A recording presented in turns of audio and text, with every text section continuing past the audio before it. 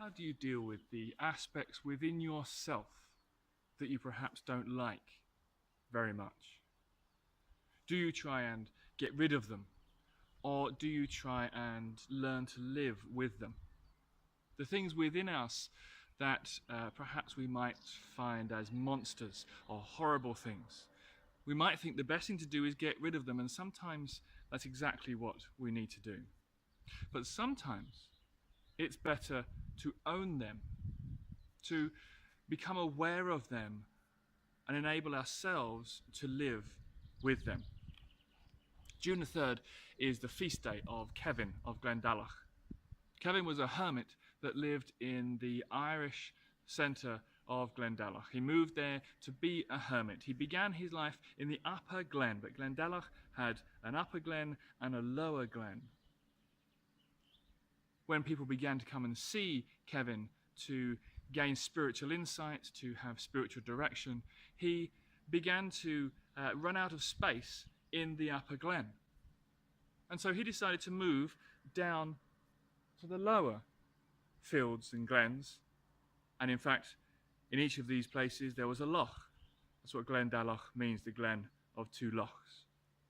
The trouble was that in the lower glen, where there was more space for the community to grow, it was reputed that there was a monster who lived in the loch, who would circle around the people who went in the loch or near the edge of the loch and crush them to death and then take them into the loch and eat them.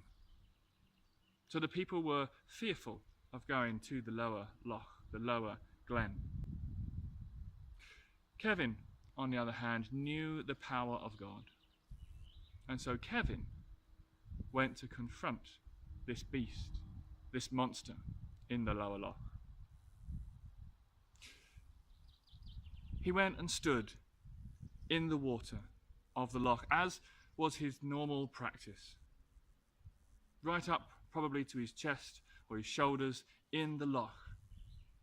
And the story goes that the monster came and wrapped itself round Kevin, just as it always did with anyone who went into this loch. But instead of crushing Kevin, it just sat, encircling Kevin. And Kevin just sat in peace and in the presence of God, drawing in the peace of God.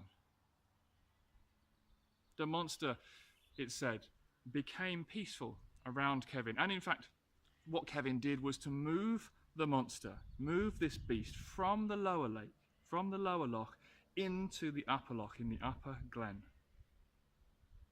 So what Kevin did is he cleared the loch in the lower glen so that the community could grow there and live there. And he, staying in the upper loch, in the upper glen, took that monster with him to live with him, as he had tamed it, as it were, with the peace of God. This story is often used as a metaphor for our inner self, our inner journey. How do we deal with those monsters within ourselves, perhaps what Carl Jung would describe as our shadow side?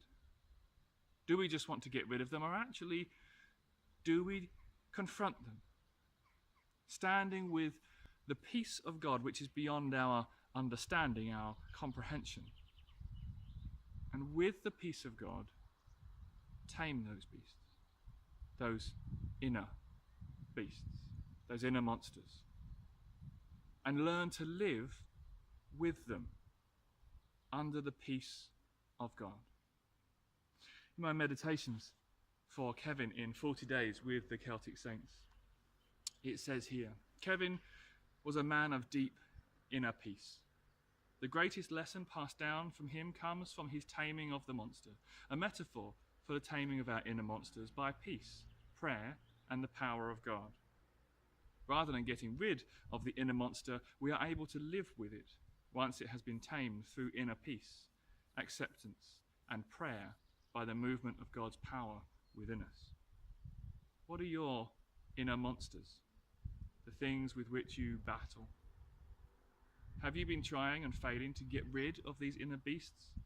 What if, with the peace and power of God through prayer, you were able to subdue the monster and, instead of get rid of it, live with it as something tamed under the peace of God. On this feast day of Kevin of Glendalach, just contemplate with God, what is it within us that we battle with? Do we need to get rid of it, or do we need to live with it?